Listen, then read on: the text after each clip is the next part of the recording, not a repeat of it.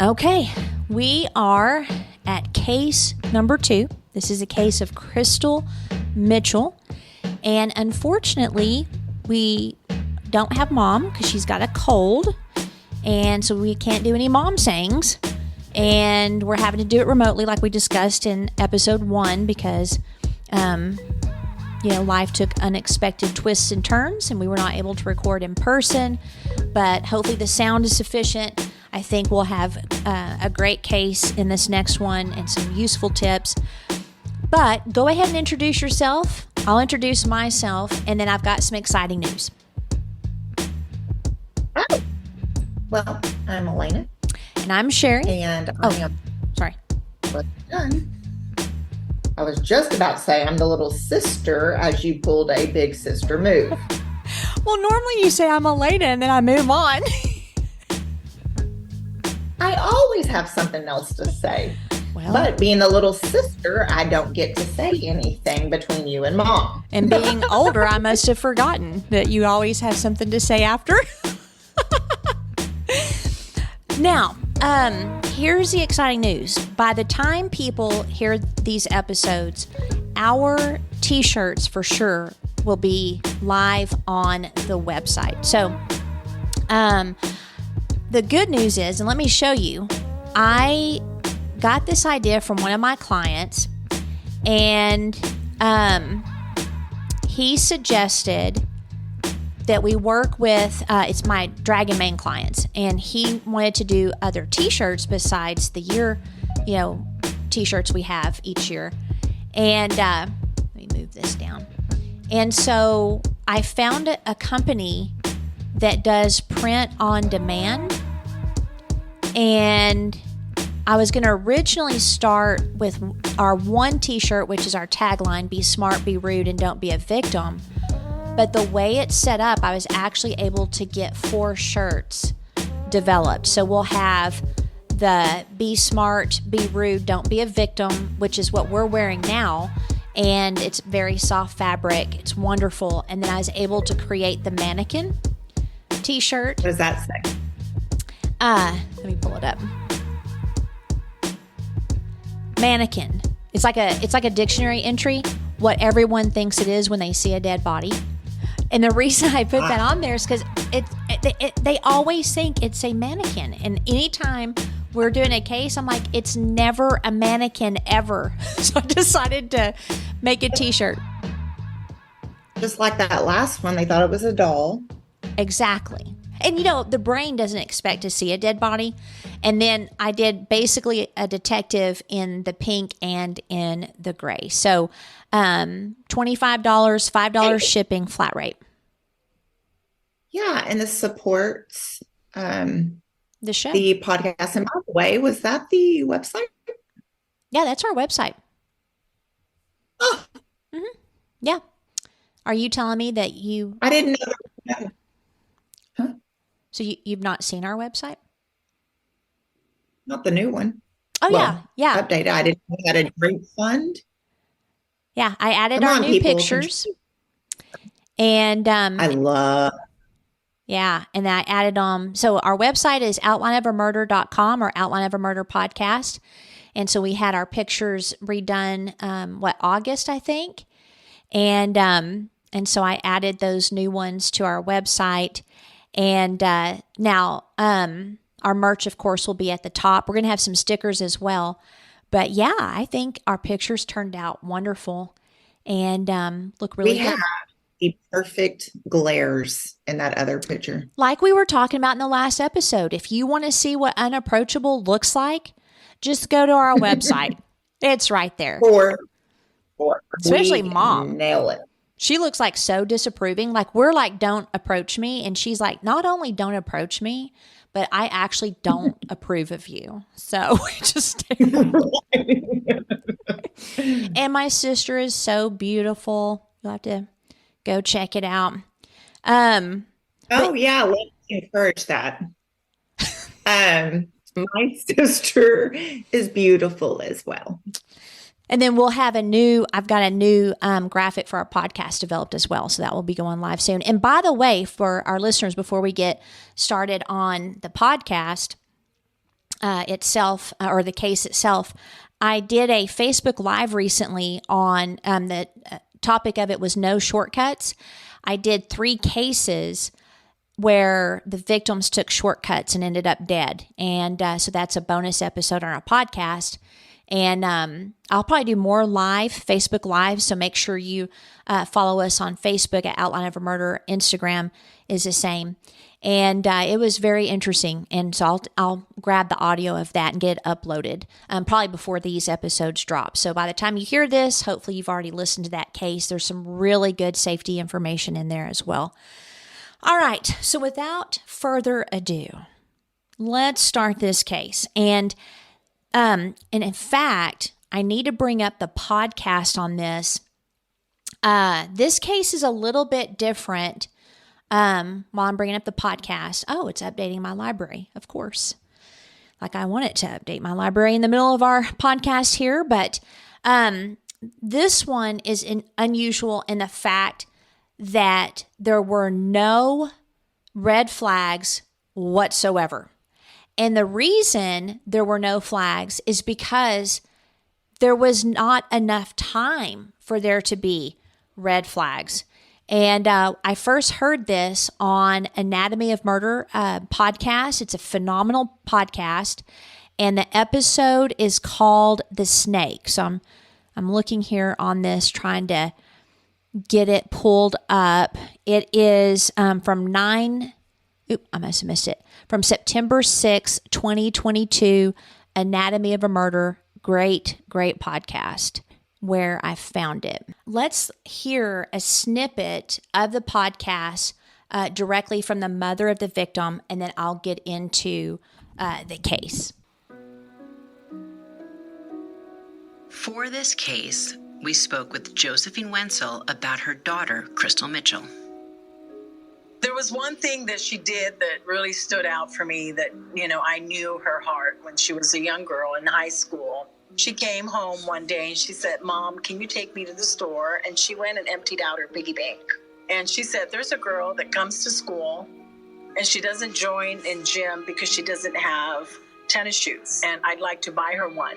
So she found out what size she was and she went out and purchased shoes for her and put it in her locker with a note saying, "This is for you." So I wanted to play that. Now, were you able to hear it? Oh, yeah. And murders piss me off. Okay. Well, murderers or murders? Murderers. Yes. Yeah. I mean, they often take good human beings out of this world. Anyway. Yes. And that, what, again, like we were talking about in the last episode of being unapproachable, the reason, and I'm not blaming the victims, but the reason we do this podcast is the majority of the time, the victims are kind-hearted people. They don't think the way me and you do. And obviously, Mom, I don't know if it's genetics, but they see the goodness in people, and you have to prove to me that you're good and kind.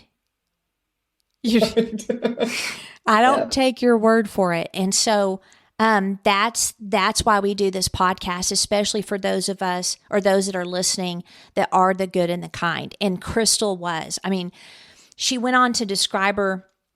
She said that she loved animals. She was very giving from a young age, like we just heard.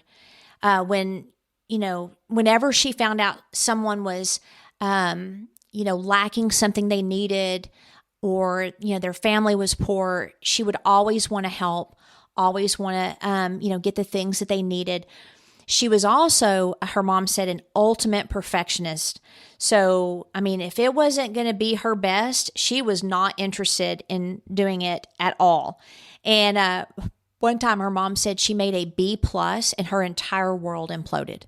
I mean, she was so upset that she made a B+. So, you can just kind of... Real with that. Now, I was a straight A student, and I remember, like, B pluses didn't bother me, but when I got my first C, like it's still traumatic. It was like my first and only C, and I was so traumatized. It was geometry. I hated geometry. I can't think abstractly. Give me some algebra, guys. I love algebra. I disliked school so much that my goal was just to graduate.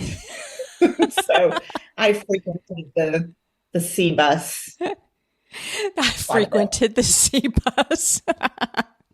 It ain't school bus, guys. It's C bus. You know what I'm saying? Yeah. It's like, I don't care. So she's very smart. Her mom said that she bought her first house with her own money by the age of 21. Yeah. When I was 21, now I had a kid at the time. I'm just trying to make sure supper's cooked and the kid's not dying. You know what I'm saying? Like, I'm just trying to keep my head above water. and she Trying to stay alive. And then she kind of gets my heart too, that she loved cars. So her mom said she had so many cars. Like she would drive a Jeep and then she'd see a car. She liked, I want that one. So she'd trade in that car, get the other car. Then she'd see another one she liked. So she'd trade in the current car to get that car. She just went through cars. It sounds like she went through socks. I mean, she just loved vehicles.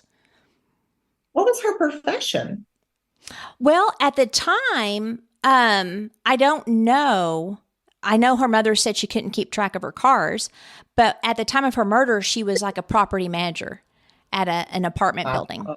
So I don't know what she did because she at the time of her death, she had been married once and she was divorced. Her and her ex-husband had a boy and a daughter. They were about a year apart. What's sad is that her ex-husband was a war vet, and so he had PTSD. And so when he came back from Iraq, he was a totally different person. So it didn't work out. It changed things too much. And so she moved from Washington State, where she lived, like her mom lived in Washington State as well, which her mom actually is not from America. I think I have it in my notes where she's from, so we'll get to that. I think it was somewhere in South or Central America, but she moved to Arizona for a fresh start after the divorce. And her mother, her and her mother were very, very close. And so what would happen is they texted every day. They might have talked on the phone just as much. I mean, they were very close. And then her mom would visit her every 3 months, and she would stay about a week to 2 weeks. And she also said in the podcast that she wanted to give her daughter a break, being a single mom, working hard. So she would watch the kids, and it'd give Krystal a little bit of downtime, and she'd get to, maybe sleep some more, maybe hang out with some friends. And I love that because, my goal is to go see my kids every quarter, just like this mom did, so it was really neat. She was a great mom, she said, but, being single could be tough. She, like I said, was employed as a property manager at an apartment building, and she was very happy with her work, and she was very happy with her life. So one day, an applicant trying to get an apartment there named Raymond R.J. McLeod, he was a former Marine, which, my heart for Marine, or the Marine Corps, because, my dad was a Marine. So he's a former Marine. He puts in his application for an apartment at her office. Now, I want to go into the brain thing again, which we talked about in the last episode. So here you have Krystal, who has been divorced once from a military man. Now you have this man coming in who is former Marine, former military, and he puts in an application. And we talked about the brain and how it will latch onto what is familiar. And so I don't know if that was the case here, but I find it very interesting that another military man shows up in her life. She was interested, but not at first. And here's where the red flag is. Go ahead. When did she get divorced? I don't know. I couldn't find any of the dates. I tried to find out. I'm assuming it wasn't too long that she moved to Arizona. Sometimes you want to get, a fresh start. And it sounds like that's exactly why she moved. So I'm assuming it wasn't too long after the divorce. He did get approved for the apartment, and he would often go into the office where she worked just to see her, and he would stare at her. So Again, be a jerk. Like, yes. cut that off. Yes. I mean, to me, it's a little bit creepy, and it sounds like it was kind of creepy to her too, because she told her mom about it. I'm sorry. It didn't seem to creep her out. She told her mom about it, and she observed him over time, like with his son, and he seemed very attentive. He seemed like a really good dad. But guys, someone that comes into your office and stares at you, I don't think that's normal. Like if they come by to chit chat, they like you, that to me is a little bit different from so I can't picture the scenario. Like, was he coming in and he's just sitting there staring at her, or is he coming in chit chatting a little bit and then just staring at her because he is admiring her beauty? I just can't figure it out. But let me show you a picture of her, because that would creep me out, quite frankly.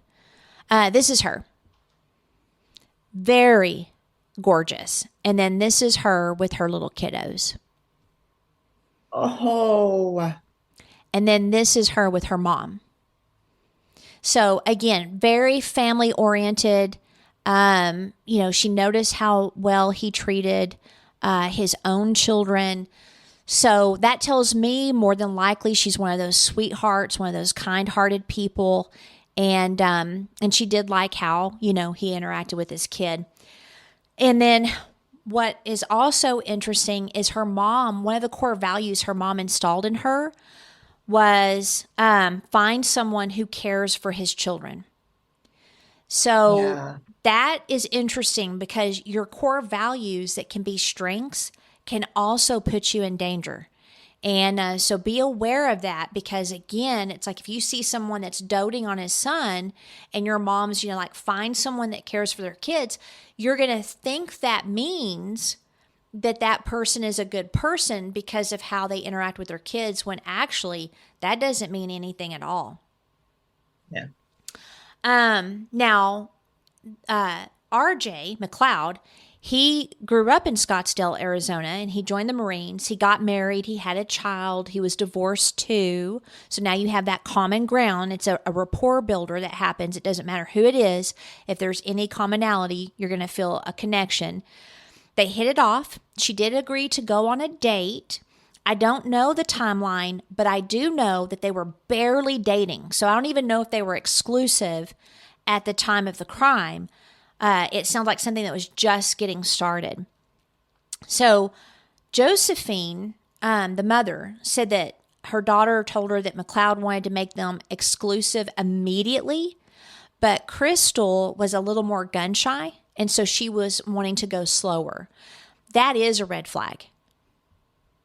Yeah, it also sounds like maybe she had a feeling in her gut. Maybe, or maybe she was just being super slow and cautious because of her divorce. You don't know, but.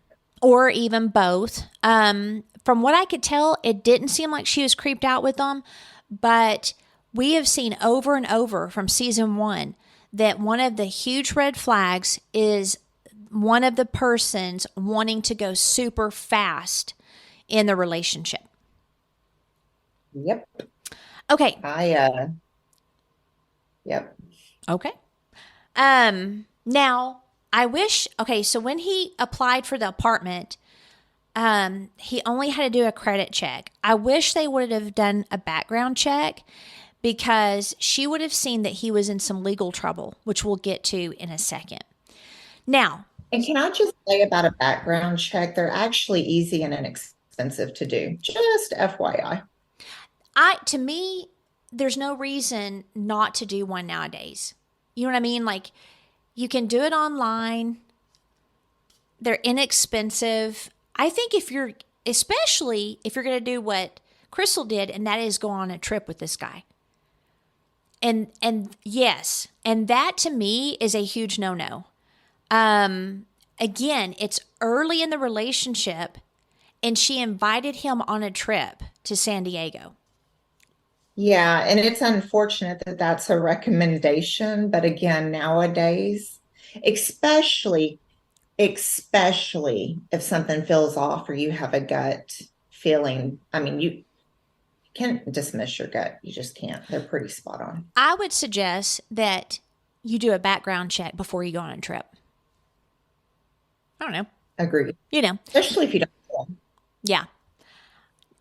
Now, San Diego is where Krystal had some friends. So it sounds like she would go there and visit every once in a while. And her dream was eventually to move to San Diego. It's about 5 hours away. And so she invited him to go along with her. Josephine, her mom, had the kids for the summer so that Krystal could have a break and she wouldn't have to pay for daycare. And so she was excited about the trip, but there were some disturbing things that were occurring. So Josephine said that Krystal was having dreams about her death. And she told her mom that she was going to die young before her mom. Josephine told her, no, that's not normal to die young or to die before your parents. Josephine really didn't want to discuss these dreams, but they became more frequent and specific. So she called her one morning, telling her that she had had a dream that she had died and she had gone to heaven, and she didn't know how to explain it. And she didn't have mental issues. This wasn't any type of delusion or anything like that. She told her heaven is beautiful and that she saw Jesus. And he asked her that if he sent her back to earth, would she do exactly what he told her? Also, her dreams weren't just about like random deaths. In her dreams, she was murdered. And in her dreams, there was a snake chasing her. And what's also interesting is that the dreams started when she started dating McLeod. So let me get the podcast to minute 14 and let's listen to a little bit of this. While you're doing that, to say a little bit about dreams. I mean, obviously we're believers, and the Bible does speak about dreams, God speaking to people through dreams. So super important. They can certainly warn you. They are important. And, like you said, we are believers in Jesus. But even people that don't know him, he gives dreams to. Like if you look in the Bible, he gave dreams to Nebuchadnezzar. He gave dreams to Pharaoh. He gave dreams to people that had no idea he even existed. And I think one of my pet peeves in the Christian community is taking a dream that's a warning as a fact.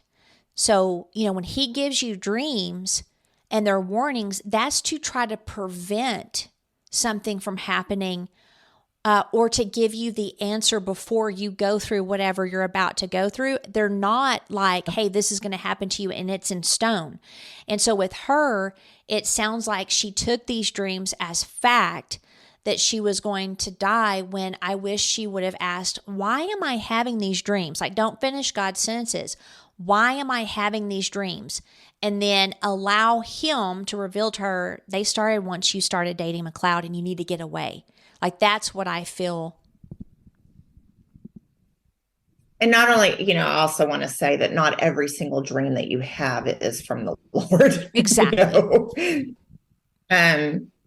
I mean, correct me if I'm wrong, but in my experience, if they continue to happen, they have the same theme, or you have the same dream, or there's a significant impression, like you just have that gut feeling, then for me, it probably is from him. Yeah. Yeah. So she's having repeated dreams, repeated theme of the snake. And so we'll have her mom tell us a little bit more. I died. I said, what do you mean you died, Krystal? She said, Mom, I died. I died. And I said, oh, you mean you had a dream last night?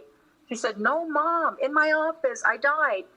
Mom, I died and I went to heaven. I said, wait, what do you mean you died?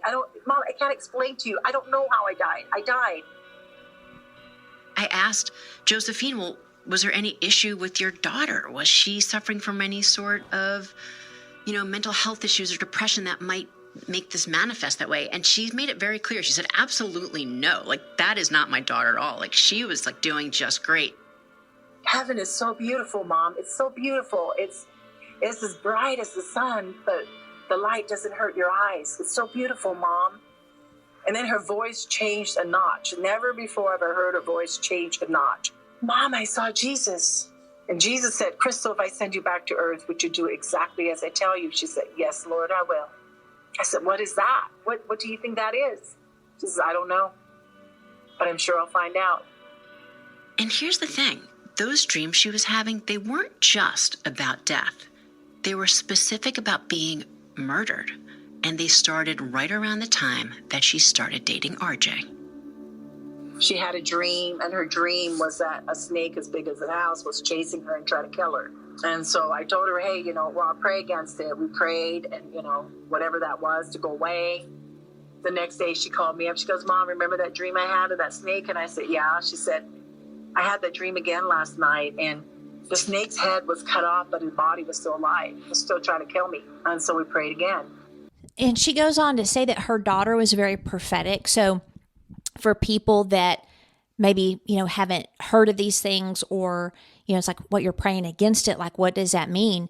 In the Christian faith, the Christian community, being prophetic means you're told of things that are coming, or God will give you, words of knowledge, words of wisdom.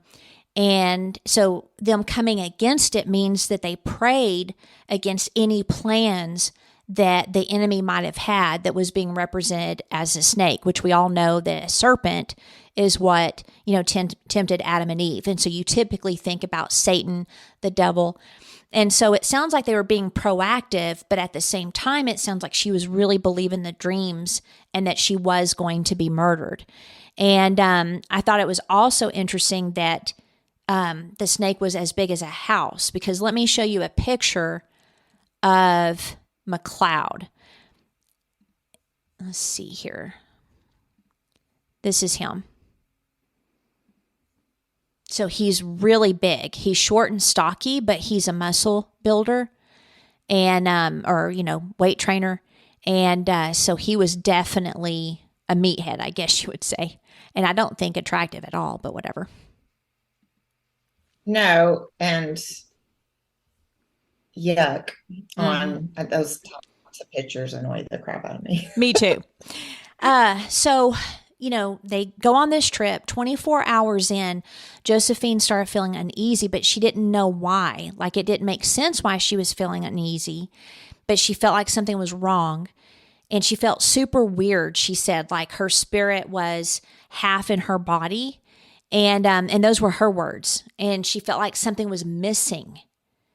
Like she was missing a part of herself. And she even called her friends to pray for her. Like, that's how stressful and concerning it was. But she never connected it to Krystal. She just felt off and that something was missing and something was wrong. So typical, daily conversations with her daughter. She texted her later that day and Krystal didn't respond. And she wasn't too concerned. She's on a trip, probably on the beach, so then she tried again later and she didn't get a response. So she texted her, hey, what's going on? So now she's starting to wonder, okay, why is she not responding to me?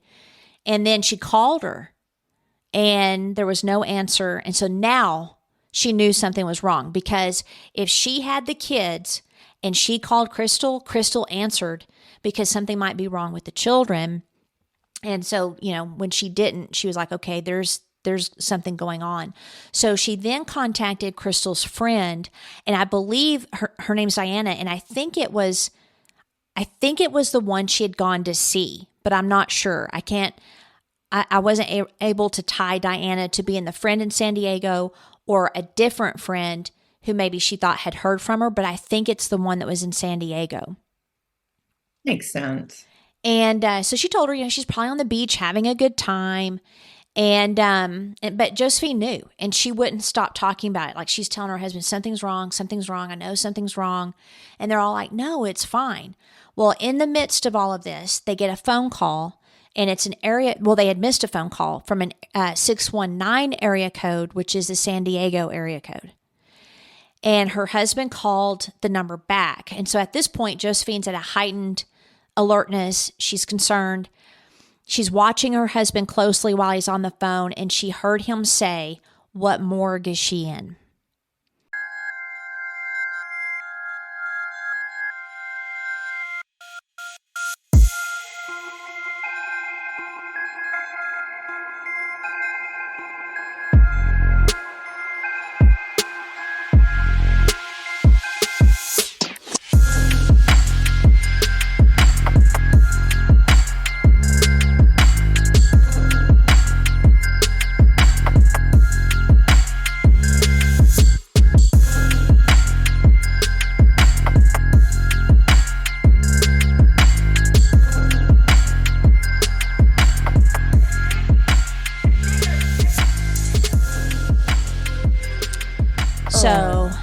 So she started screaming, and she said the only thing she wanted to know is if it was quick or, and how. And so they found out that she was strangled. They told her it was quick. I don't think it was. I think that they just told her that for her sake. From the autopsy, cause of death, she was beaten and strangled so violently that her voice box was fractured in 3 places. She found these details out later. And then she said when she first found out, she kept singing, "It is well with my soul," over and over. So she immediately went into her faith. So, we don't want to turn this into a religious podcast, but we can say that we don't know how people make it through things like this without God. And this is just a perfect example of him being her comfort. And then people could say, well, why did he allow this to happen? He didn't allow it to happen. The earth was given to us to care for. And he's not a person who gives you something and takes it back. And so bad things happen because bad people make bad choices. And so that's what happened here. And plus we see he was warning her of what was going on, that he was a snake. So from what it appears, Krystal and McLeod and the 2 friends that she had gone to visit were, and they were staying with in their house. They were hanging out at a bar for a while. And then her 2 friends left early to put their kids to bed. McLeod and Krystal stayed at the bar. What Krystal didn't know is that McLeod tended to get violent when he drank. She also didn't know that he was out on a $50,000 bond for strangling his second wife. And she survived, but he wouldn't let go, and a friend had to intervene. He also had a history of violence. One of his ex-wives said that he pushed her once when she was holding their infant son, and she said that he was known to snap. He called her on June 10th, the day after he killed Krystal, and said that he would not be there for his son's birthday. A guy at the bar noticed McLeod and how he was treating Krystal. Some reports say that he slapped her in the bar. At some point, McLeod gets up, he goes to the restroom, and the man goes over to Krystal and said that she didn't need to put up with that. While he's talking to Krystal, McLeod comes out, he sees the guy talking to Krystal, and starts a physical fight with him. So they had to take it outside. If you've ever been in a bar situation, take it outside. I'm not sure what happened, but eventually McLeod and Krystal left the bar. Now, Josephine said that there is no way Krystal would have put up with that, and that once she saw this side of him, she would have gotten her things at her friend's, and she would have gotten in her car, and she would have gone home without McLeod. And so I'm thinking that's probably what happened, and it escalated his anger. Wait, but they left together. I don't know. It sounds like they did, but I wondered the same thing. Like, did she get to the house and then he followed her, after, or did they go back together and they were arguing and fighting over the fight? I don't know. I'm thinking probably the latter. What they do think is that she decided to leave and that he stopped her and beat her and strangled her. Now, this is in the guest room of the house. So the next day, and this is what blows my mind because, like, why didn't her friends hear this vicious beating? So it's like, okay, was it like a 2-story house or a 3-level house and they were in a different part and they couldn't hear? All I know is that the husband gets up the next morning. He notices the door to the room was still shut and he didn't think much of it. He's like, well, maybe they, are sleeping in. But by 1 p.m., he's getting concerned. So he knocked on the door. He heard nothing. It was locked. And so he found a way to get in. And that's when he discovered Krystal. She was mostly nude too. So I don't know, was she changing clothes when they were still fighting, or did he assault her? I'm not sure. But he called 911. And I mean, she was tiny, they said, and he was freakishly huge, as I showed you in the picture. He was 5'11" and weighed 245 pounds. So that's a lot of muscle. Yeah, Now, I was about saying it. I mean, you could see his abs, so a lot of muscle. yeah, he'd be like basically a side of beef.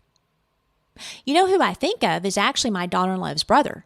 He's shorter, and he was a bodybuilder, competitor. And I remember giving him a hug at their wedding. It was like slapping what you would think would be, a side of beef. I remember him. Yeah. So when the cops get there, they notice that Krystal's car's missing. And so they immediately, of course, suspect McLeod. They have the fight at the bar. They've got footage of McLeod grabbing Krystal by the throat and pulling her into an elevator around 1:22 a.m. So they get an arrest warrant, and here's what the warrant tells us. Their friend's wife said that she heard a woman sobbing, and it sounded like ah or ah, and then silence. The next morning, McLeod greeted the wife as he passed through the kitchen on his way out of the apartment. I guess he needed some rest before he stole her car. So basically, he murders her, and he doesn't leave until the next morning. Wow. Disturbing. Yeah. So very, very cold, disconnected. But here's the thing, a recommendation. If he were that violent before he'd gotten into the elevator and okay, let's say, you're on a date. This is my recommendation. Let's say you're on a date. Someone gets that violent with you. If at all possible, definitely don't get into the car with them. Yep. Try to get some sort of help. If you are able to get away, get into the car, and for some odd reason she was able to get in the car, and even if he followed her, like, go to a police station, just drive to a police station. I agree. That's violence. That's severe. It is. And I think that we often maybe underestimate what we're seeing. Like, we're dismissive. So she barely knows him. He's obviously a big guy, former Marine, but he was doting on his son, but you're in this bar and he's mistreating you, possibly slapped you, and then he gets in a fist fight. The minute a person lays hands on you, you need to activate safety measures. Yeah. Or if, like, let's say there's alcohol involved and the person starts getting belligerent and aggressive and violent, you need to execute your safety measures. And so what that means is that like, for example, when she was slapped, the cops needed to be called right then. Yep. And then escort her to her friends to get her things and get her on the road. Or if there's no violence, but the individual is being belligerent and aggressive, call your friends with the spouse and have them come get you or follow you back and then stay with you while you get your stuff and then leave. Because that means he would have had to found a way back to Arizona. and hopefully he would have cooled off. The only thing is, would she have stopped the relationship at that point? I don't know. I mean, we see over and over kind people, they don't. Well, her mom said she wouldn't put up with that. I know, but I've heard parents say that before and their kids ended up dead. So I don't know. It does sound like the relationship wasn't far enough where I could lean toward her not putting up with it anymore. There just needs to be some space for the cool down and have those decisions made. You know what I mean? Have those safety measures made where, let's say you're in a similar situation, you've done a background check, you go on a trip, and, all of a sudden alcohol makes a person change, right? That's where you need to know at that moment what you're going to do, because when you're in this situation, your brain is going to try to dismiss that this is as big of a deal as it is. And so I'm wondering if her being who she was, she didn't recognize the danger she was in. I just don't know how she couldn't, though, if he's grabbing her by the throat in the elevator. Maybe she was too scared to get away. Yeah. And I mean, I also want to say, like, it's easy for us to give recommendations looking in. Obviously, when you're in that situation, it is difficult to think and plan and execute clearly, but hopefully this will give someone some nuggets. And it is. And that's why we do this podcast, because to me, if you have your plan in place before, whenever you're in that situation, the brain will know what to do, if that makes sense. It's like if you have a drinking problem and you're going somewhere where there's going to be a lot of alcohol, you need to have your drink. You need to have your lemonade or your coffee or whatever. If you know that you have an inability to not eat cake, don't go to a place where there's cake. Or if you know there's going to be cake, then bring your own treat. There's things where if you put them in place, it can help you more than not having any plan at all. And no one expects to go on a trip with some dude and get slapped and get manhandled in an elevator. So it's very shocking and surreal.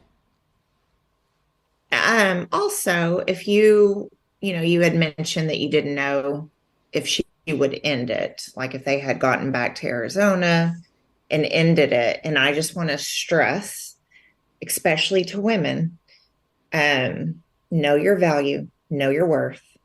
No one should ever put hands on you, ever. That's not okay. Exactly. And people putting their hands on you is a sign of how they don't value you. And that's why what you just said is so important. If you don't value yourself, who will, And we teach people how to treat us. So, all right. Now, he also went back to the bar and paid his tab before he left. He then went to the airport. That's where they found Krystal's car. No surveillance showed him, though, getting on a plane. So it appears that he dropped the car off, rented a vehicle at the airport, got $10,000 wired to him from his family, and he fled. Because the Mexican border is only 40 miles away from San Diego. And so, yeah. The cops are obviously like, okay, this is our guy. They know it.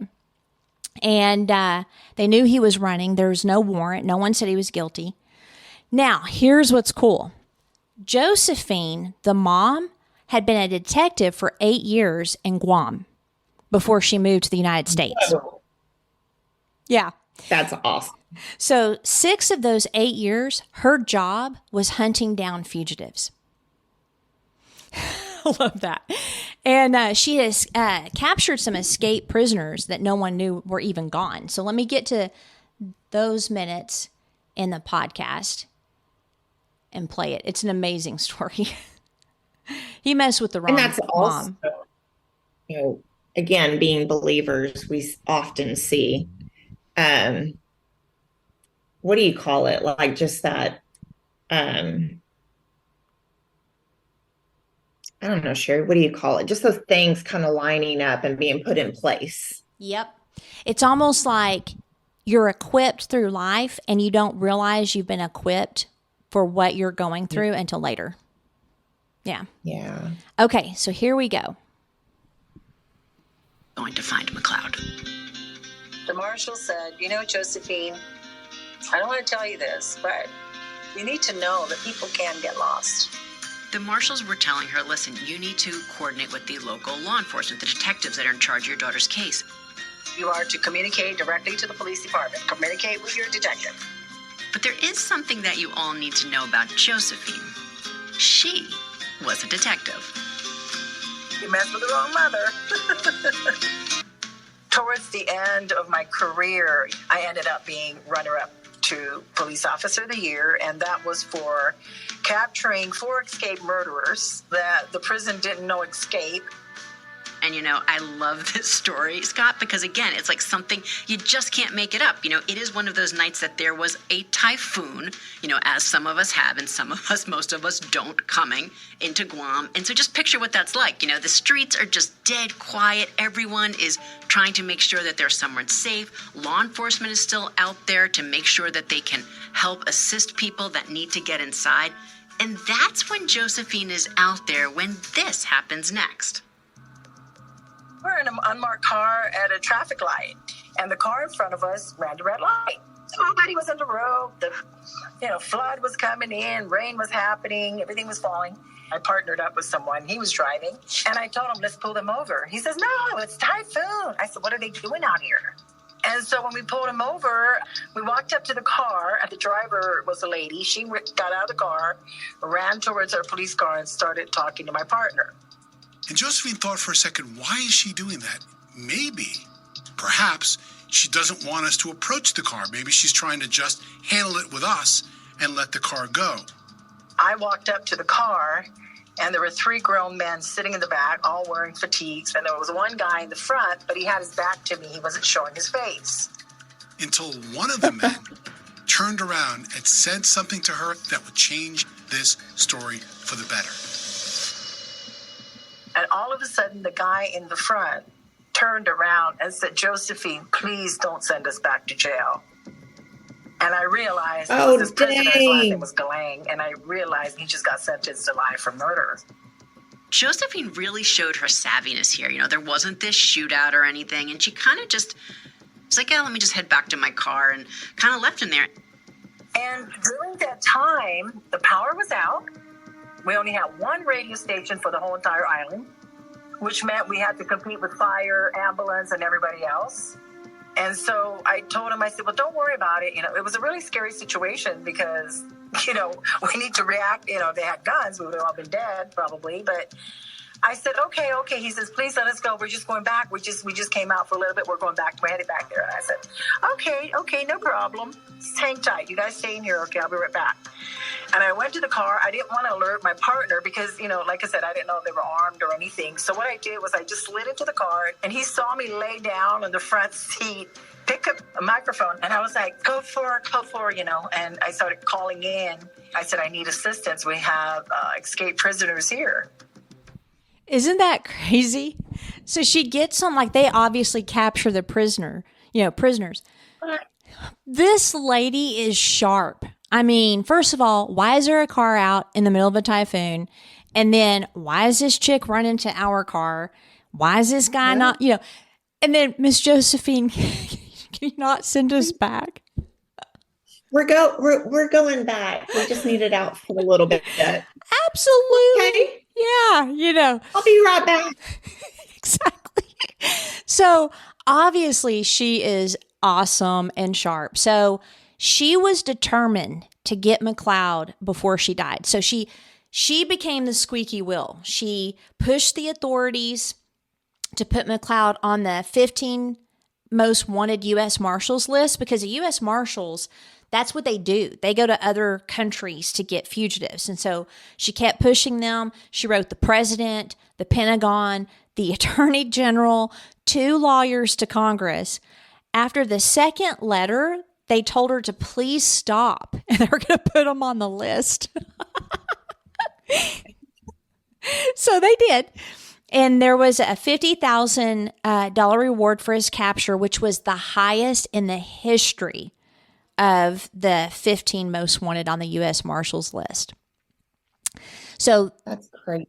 this guy messed with the wrong mama. She was going to handle her business. Now, this is crazy. She learned how to hunt people down using the internet by attending some training. She pretty much knew that he was in Mexico or Central America. She ran targeted bilingual social media ads and a campaign to encourage people to submit tips, focusing on Mexico and Central America. She placed ads on Univision. And from the, this lady, I'm like, she is a bomb. So they received one tip of where he was at, and they saw a video of him dancing with a woman in Guatemala. But by the time the marshals got there, he was already gone. Then other sightings came from like Mexico and Belize. And I didn't know this, but the U.S. Marshals, they have 5 offices around the world. And so they're able to have boots on the ground and get there, because that's what they do, is hunt for fugitives. So wherever we have like treaties and extradition agreements, that's where they're usually located. The final tip came from a person who saw the Univision interview of Josephine, who had spammed the article everywhere she could. I mean, it was everywhere. And he recognized McLeod because he taught English at Sunsonet, El Salvador, by the name of Jack Donovan. The tipster was a student of his and took photos of McLeod teaching his class and interacting with students. So they go to Sunsonet and they got him. He was arrested August 29th, 2022 in El Salvador and extradited back to America. His preliminary hearing was like in January. But let me show you his arrest picture. Right there. So there he is. And then... Oh, that's a short. Yeah. And then I'm like, gosh, he's shorter than the criminal. And then this is the U.S. most wanted reward and all of that. And then this is her after they got him. So super exciting. And she is one tough woman for what she's gone through. So I got goosebumps. Now, when she heard that he was arrested, she almost didn't believe it. I mean, she received a text from an officer telling her and her grandkids were very relieved. The DA says that it was her that got him. Her social media work, all the tips that she passed on to them is what led to McLeod. Josephine said that she had to talk down a woman from shooting a misidentified man in Belize. I mean, that's how involved people were to get this guy. And this lady thought it was him and she was going to shoot him. She's like, no, don't shoot him. Because she wanted the reward money. The lady is like, no. We don't need to be killing people for the reward money. That would be good money. Right.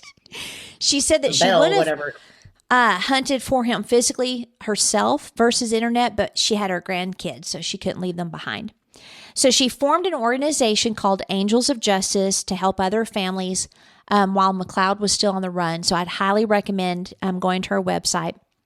She said that she's very happy that they got, quote, the snake off the streets, and that she doesn't have to spend another moment looking at his picture. And so now she's getting ready to fight for her daughter in the courts. So my final thoughts is I'm very thankful that Krystal showed her mom pictures of McLeod through text, or Josephine wouldn't have had any idea what he looked like.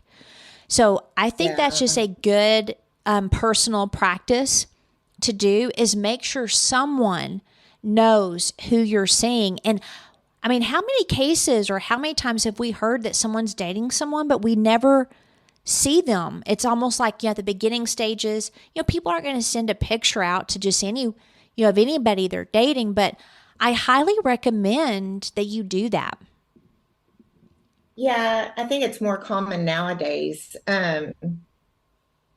my daughter, she's very strategic in that area. She always makes sure that there's a picture and either a phone number or an address. Yeah. That is smart. That is so smart. And so I recommend that, because again, you just don't know how people are. And so, I mean, we got a long list for you. So you definitely need a background check, especially if you're going to go on a trip.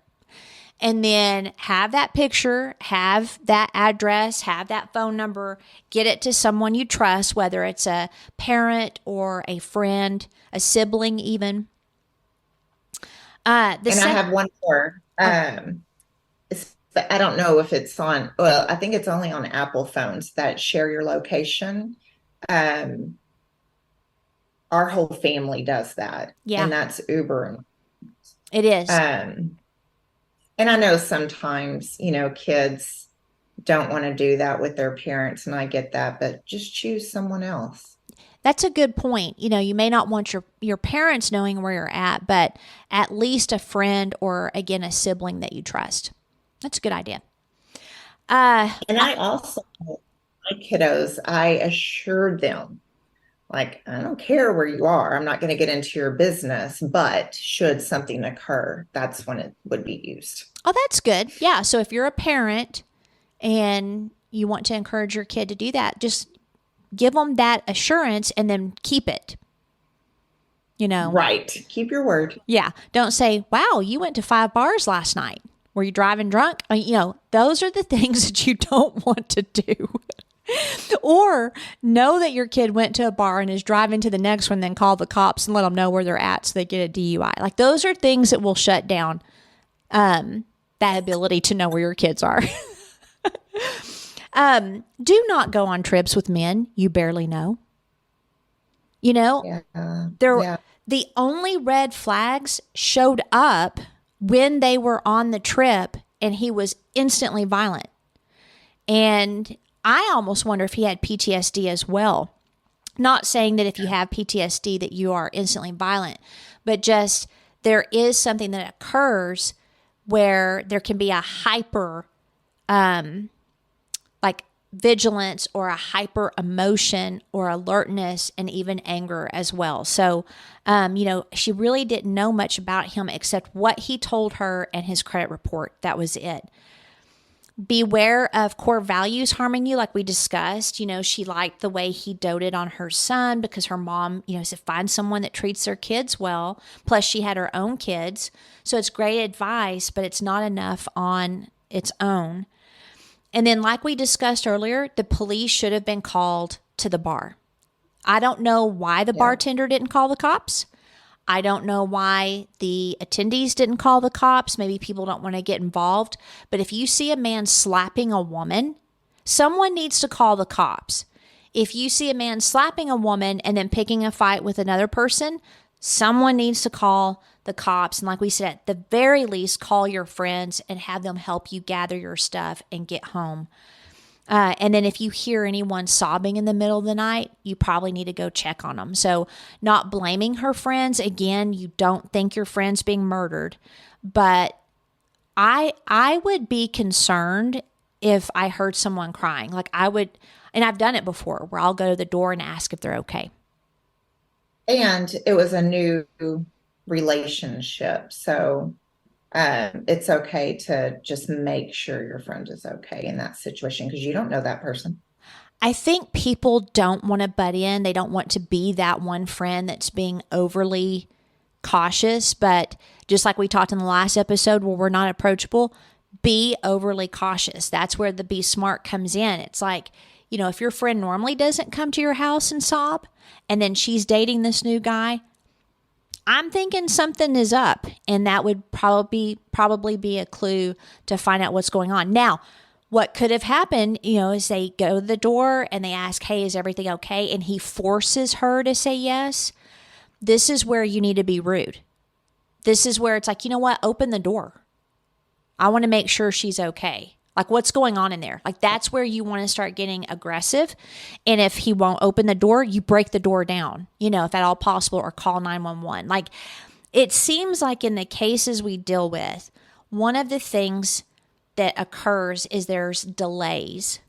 It's delays in getting away from the person because they love that person or they dismiss the red flags. Delays in making sure someone's okay. Delays in calling the police. Like, it just seems like we have a natural tendency to think that nothing bad is happening. And again, not blaming anyone, but what if they had demanded that he open the door? You know what I mean? So, and I don't, if they ever hear this podcast, I don't want them to feel bad that they didn't do that. I'm just, again, our job is to break it down and maybe find some of the areas that could be helpful for people in the future. Final recommendation is, he wanted to get serious very quickly. That's always a red flag. And so either step back, reevaluate, or just immediately break it off. I mean, to be quite honest. And because most of our cases, well, I don't know about most of them, but a lot of the cases, that was I would say most. I would say most. That was a primary deal. Granted, there are individuals that like to move very quickly. It doesn't make them a murderer. Right. Possibly. I would have one eye open watching. And if you dream that you're getting murdered or a snake is chasing you after you start dating someone, you might want to pay attention to that and break it off. That's for sure. All right. We did it. We have, after weeks of trying to get done, we have recorded a whole 2 episodes. We're not behind at all.